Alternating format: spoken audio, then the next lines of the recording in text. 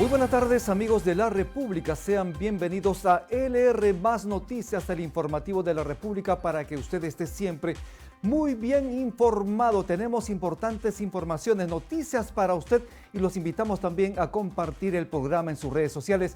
Estamos en todas las plataformas digitales para que más personas estén conectados. Hoy vamos de frente con las informaciones. Presentan denuncia constitucional contra el presidente Castillo, Vázquez, Franque y Bellido. Esto es un momento interesante para la política del país debido a que esta denuncia constitucional contra Pedro Castillo, la premier Mirta Vázquez, el ministro de Economía Pedro Franque y el expresidente del Consejo de Ministros Guido Bellido.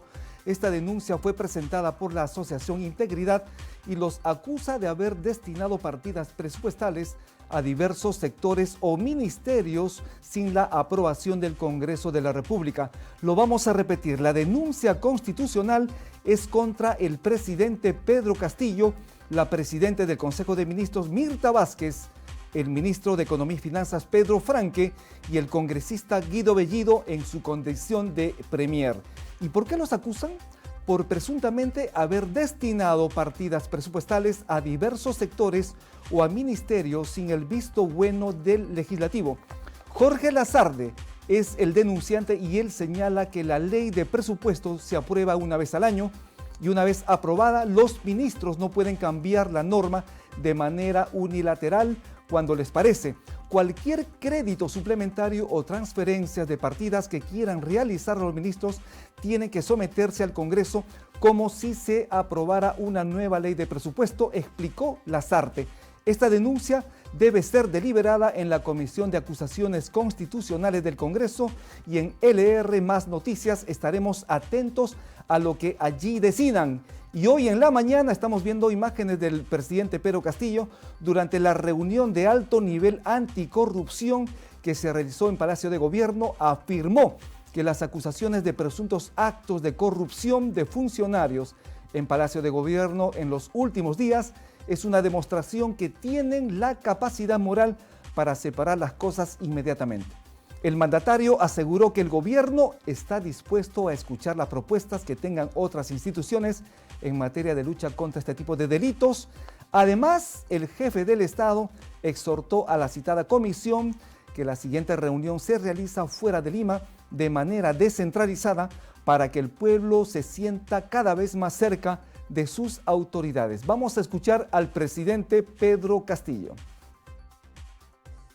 Los últimos escándalos que se han dado, se han ventilado, por ejemplo, en Palacio de Gobierno, son una muestra por la que nosotros tenemos toda la capacidad moral de decir que hay que separar las cosas inmediatamente. Cuando nosotros viajamos a los pueblos, en las calles, nos escuchamos a la gente decir: el alcalde es corrupto, el gobernador es corrupto, y al final, cuando termina un periodo gubernamental, nos damos con la sorpresa y somos testigos cuando vemos que se sanciona a un ministro, que ya resulta juzgado un alcalde, un gobernador regional, excongresistas, presidentes de la República, y nos preguntamos entonces, ¿qué es lo que está pasando? ¿Qué tenemos que hacer? ¿O hay también entre los que impulsamos este CAN, esta Comisión Anticorrupción, o hay también acá ciertos intereses? Entonces, creo que no. Lo primero que hay que partir es deponiendo todas esas actitudes y decir, sí, estamos acá para luchar la corrupción, y acá, ¿por qué no hacemos, por ejemplo, ya en el marco de este tiempo, separar inmediatamente las cosas? No, esta corrupción viene, no es de ahora. Esta corrupción tiene sus raíces. Fueron las declaraciones del presidente Castillo sobre estos temas de anticorrupción. Es importante indicar también que en el Congreso, Ética aprobó investigar al congresista de Fuerza Popular Luis Cordero, que había tenido denuncias contra supuestos maltratos contra su expareja. Tras el escándalo del congresista fujimorista por presunta violencia contra su pareja, el ex legislador aseguró que se va a someter a investigaciones y dará sus descargos ante la Comisión de Ética del Congreso. Es importante indicar que hoy la comisión citada del Congreso aprobó investigar de oficio al legislador de Fuerza Popular Luis Cordero, quien fue denunciado por su expareja por agresión y acoso. Esta decisión se tomó por unanimidad con 16 votos a favor. Cabe indicar, sin embargo, que el legislador pidió al citado grupo de trabajo que revise su caso, el cual había sido archivado en días anteriores por votos de la mayoría de sus integrantes, y aseguró que se someterá a las investigaciones correspondientes por la acusación en su contra por violencia y acoso que hizo su expareja. Exhorto a mis colegas parlamentarios que integran la Comisión de Ética a que reconsideren su votación en la denuncia presentada en mi contra y, una vez reabierto el caso, me permitan hacer los descargos que correspondan, señaló el legislador en sus redes sociales. Además dijo: lamento que esta situación, sobre todo por el impacto que esto ocasiona en ambas familias que se ven afectadas, sin embargo reitero que me someto a las investigaciones que se estimen pertinentes para develar la verdad de los hechos, manifestó de esta manera el congresista fujimorista. Las denuncias contra este congresista es por agresión física, por acoso y por la difusión de un video íntimo por parte de su expareja. La denunciante sostuvo que fue golpeada en reiteradas ocasiones por el congresista Cordero mientras mantuvo una relación con él. De acuerdo con su testimonio, Cordero intentó ubicarla en reiteradas ocasiones y, como no respondía, difundió un video íntimo en una página de pornografía en internet. Cabe indicar que la legisladora de Juntos por el Perú, Ruth Duque, planteó una denuncia contra Cordero ante la Comisión de Ética, pero esta semana, por 5 votos en contra, 2 a favor y 6 abstenciones, el proceso fue archivado. Esta decisión ha sido objeto de varios pedidos de reconsideración. Hay que recordar que el congresista fujimorista Luis Cordero John Tay pidió que se le otorgue licencia de la bancada Fuerza Popular mientras duren las investigaciones en su contra.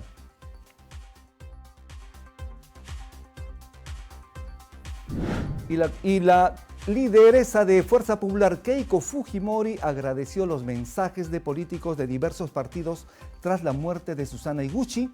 De esta manera, entonces, ha agradecido a quienes han expresado sus condolencias por el deceso de su madre, Susana Higuchi. En declaraciones a la prensa, la ex candidata presidencial sostuvo que recibió mensajes de parte de las autoridades del Ejecutivo y del Parlamento, así como de políticos de diversas agrupaciones. Quiero agradecer el mensaje del presidente Castillo, de la vicepresidenta Dina Boluarte, de la presidenta del Congreso, que además ha tenido la amabilidad de expresar su saludo personalmente, de la primera ministra Mirta Vázquez y de tantos políticos de diferentes partidos. A nuestra mamá queremos decirle gracias por habernos cuidado, por habernos dado tanto amor, por haber sido tan disciplinada con nosotros. En el medio de nuestra vida política siempre estuvo a nuestro lado, señaló ante los medios. En otro momento, Fujimori Higuchi, acompañada de su esposo y sus hermanos, informó que su madre estuvo batallando contra un cáncer que volvió tras muchos años y que avanzó de manera muy abrupta y rápida. Las 2 últimas semanas estuvo sufriendo mucho en medio del dolor. Se ha ido en un día que es simbólico para nosotros, el Día de la Inmaculada Concepción, indicó. Además, pidió recordar a su mamá como una mujer valiente, aguerrida y carismática. Pero también, como se recuerda, fue Susana Higuchi quien hizo la primera denuncia de corrupción contra el gobierno de Alberto Fujimori por el caso de la donación de ropa donada por Japón, por el cual los hermanos de Alberto Fujimori se encuentran no habidos de la justicia. Además, durante la época dura del Fujimorismo, Susana Higuchi fue sometida a torturas que también denunció en su momento. Cabe indicar que Susana postuló al Congreso por el Frente Independiente Moralizador y desde allí, desde el Legislativo, cuestionó reiteradamente al gobierno de su ex esposo. Respecto al fallecimiento de Susana Higuchi, el presidente Pedro Castillo expresó sus condolencias a la familia Fujimori Higuchi y lo hizo a través de un tuit que vamos a ver en pantalla. Señala lo siguiente: expreso mis condolencias a los familiares y personas cercanas de la ex congresista y ex primera dama Susana Higuchi tras su sensible fallecimiento. Respetamos su dolor en estos momentos, descanse en paz. El mensaje del mandatario se suma a los mensajes de solidaridad hacia la familia Fujimori Higuchi y a los amigos realizados por congresistas de la República y el expresidente Ollanta Humala. Estamos viendo justamente el tuit de Pedro Castillo, presidente de la República. Expreso mis condolencias a los familiares y personas cercanas de la ex congresista y ex primera dama Susana Higuchi tras su sensible fallecimiento. Respetamos su dolor en estos momentos. Descanse en paz.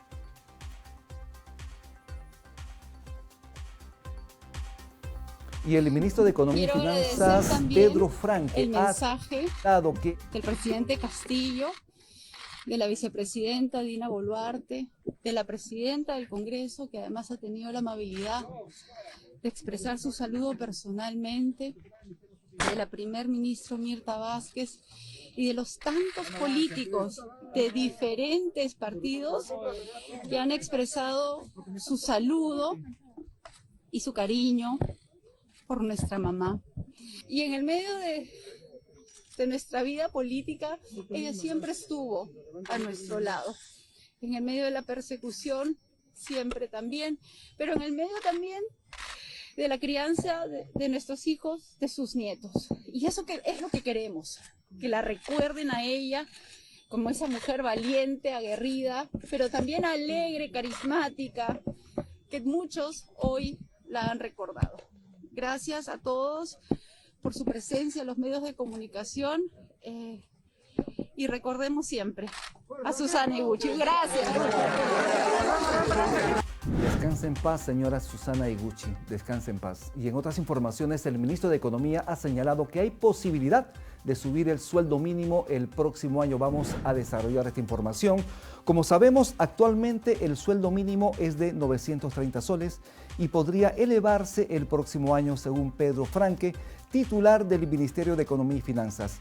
Yo creo que sí debería haber un incremento. Todavía estamos afinando los cálculos para ver cuál sería el monto y tenemos que discutirlo dentro del gobierno, dijo Franque en una entrevista en un medio local. Además, señaló que este reajuste en el sueldo mínimo debe darse ante la importante recuperación económica que registra el país, que este año estará por encima de 13%, según las estimaciones del Ministerio de Economía y Finanzas, del Banco Central de Reserva y de las organizaciones financieras internacionales. Cabe indicar que el presidente Pedro Castillo anunció que nadie que trabaje de manera formal deberá ganar menos de 1.000 soles desde diciembre, y para ello el gobierno oficializó la entrega de un subsidio de 210 soles a los trabajadores formales del sector público y privado que ganen menos de 2.000 soles y que estén obviamente en planillas. Y esa vez dejó entrever también que el incremento del sueldo mínimo deberá establecerse para el próximo año, para lo cual se reactivó el Consejo Nacional del Trabajo. ¿Y por qué es importante que suba el sueldo mínimo? Porque con ello las personas tendrán mayor poder adquisitivo, tendrán mayor capacidad de gasto, lo que incidirá de manera positiva en la economía del país, porque las empresas tendrán más compradores y para atender la demanda deberán ampliar su capacidad de producción y para ello deberán contratar trabajadores. Es decir, con ello se va a dinamizar la economía del país. Vamos a escuchar al ministro de Economía, Pedro Franque. Hemos establecido un bono que la idea era 70 soles mensuales. Por eso el presidente lo que dijo, en perfecta combinación con el MEF, no es que el sueldo mínimo va a subir a 1.000, sino que nadie va a ganar menos de 1.000, porque eran 930 más 70 que pone el gobierno. Lo que hemos hecho es que los 70, en vez de pagar 3 partes de 70, vamos a pagar un aporte, una bonificación de 210. Porque nos es más fácil hacer un solo pago, una sola ida a la ventanilla, etc. Y eso cubre a nuestro juicio noviembre, diciembre, enero, y ahí ya tenemos que estar analizando, yo creo, el aumento del sueldo mínimo, porque ya ha pasado suficiente tiempo, la inflación ha afectado a los hogares, entonces yo creo que ya ahorita ya es tiempo de ir pensando un aumento del sueldo mínimo. Marzo 2018 fue el último incremento del sueldo mínimo y usted lo que nos dice ahora es que para el 2022 debería reajustarse, aprobarse un alza al sueldo mínimo. Es lo que yo creo que debe ajustarse. Ya tenemos una recuperación importante. Había que tener cuidado porque cuando los negocios estaban muy golpeados, entonces uno dice, Es importante, pero cuidado. Pero ahorita ya el crecimiento de este año, tú sabes, va a ser encima de 13%. ¿Y se debe subir el sueldo mínimo desde el próximo año? ¿Usted qué opina? Opine en las redes sociales de la República. Y vamos a pasar a otra información que tiene que ver con la salud de los peruanos y la salud mundial. Es que a partir de mañana el carnet de vacunación será obligatorio para ingresar a espacios cerrados. Este viernes 10 de diciembre entra en vigencia la presentación obligatoria del carnet de vacunación con el esquema completo para mayores de 18 años que ingresen a espacios cerrados. Esto como parte de una serie de medidas de prevención frente al COVID-19. Entre las principales medidas dadas por el gobierno se encuentra la presentación obligatoria del citado carnet con 2 dosis de vacunación para los mayores de 18 años que ingresen a esos lugares cerrados y públicos. Además, para el transporte interprovincial se pedirá las 2 dosis de vacuna o una prueba molecular no mayor de 48 horas para todas las personas mayores de 18 años y ya no solo para las personas que tienen más de 45. Para el transporte aéreo nacional, cualquier persona mayor de 18 años deberá tener las 2 dosis o un certificado de una prueba molecular. Entre las medidas del gobierno también está el cierre del transporte de pasajeros en las fronteras en el marco de las decisiones similares que ya se han adoptado en países limítrofes. Además, desde mañana 10 de diciembre, toda empresa que tenga más de 10 trabajadores en actividades presenciales deben contar con las 2 dosis de la vacuna. Es importante indicar que una reciente encuesta de Datum revela que el 71% de los encuestados por sí están de acuerdo, es decir, están de acuerdo en que se presente un carnet de vacunación para ingresar a lugares públicos y cerrados. Y ante la alerta mundial por la nueva variante Omicron, la Organización Mundial de la Salud confirmó que los datos apuntan a que las vacunas ofrecen una inmunidad de 6 meses. El grupo que asesora a la OMS en cuestiones de inmunización emitió las conclusiones del análisis de datos que efectuó en los 2 últimos días, pero señaló que es muy pronto para pronunciarse sobre la nueva variante Omicron y cómo responde obviamente a las vacunas. El grupo asesor recomendó formalmente que los países actúen con flexibilidad a la hora de planificar las próximas fases de sus programas de vacunación para contener la pandemia que solo la semana pasada causó 4.100.000 infecciones nuevas confirmadas, además 52.000 muertes en el mundo. Esa flexibilidad que recomienda la OMS consiste en poder inmunizar a la gente con la primera dosis de una vacuna y la segunda dosis con otra vacuna, lo que permitirá a los países que no tienen reservas de vacunas enfrentar el problema de un suministro impredecible. Y en el Perú, sobre la nueva variante del COVID-19, el viceministro de Salud Pública, Gustavo Rosell, informó que hasta el momento no se corroboró la presencia de Omicron, la nueva variante del coronavirus en el Perú. Como sabemos, esta nueva cepa mantiene en alerta al mundo. La autoridad enfatizó que el Ministerio de Salud realiza vigilancia permanente en el país para determinar qué variantes circulan en territorio patrio. Sobre el tema, el jefe del Instituto Nacional de Salud, Virto Juárez, informó que las 2 últimas pruebas moleculares que se realizaron a un ciudadano peruano que llegó a Huancayo, en Junín, procedente de China, con sospecha de tener Omicron, salieron negativas. Como medida preventiva, la Dirección Regional de Salud de Junín ha dispuesto el cerco epidemiológico en el distrito del Tambo para descartar posibles casos. Es importante recordar que las vacunas salvan vidas y, en palabras de Gustavo Rosell, la población debe vacunarse contra el COVID-19 teniendo en cuenta que una tercera dosis ayuda a enfrentar a la nueva variante del coronavirus. Si ya pasaron 5 meses de la segunda dosis, es necesario que la persona se acerque a un centro de vacunación para recibir la tercera dosis, señaló.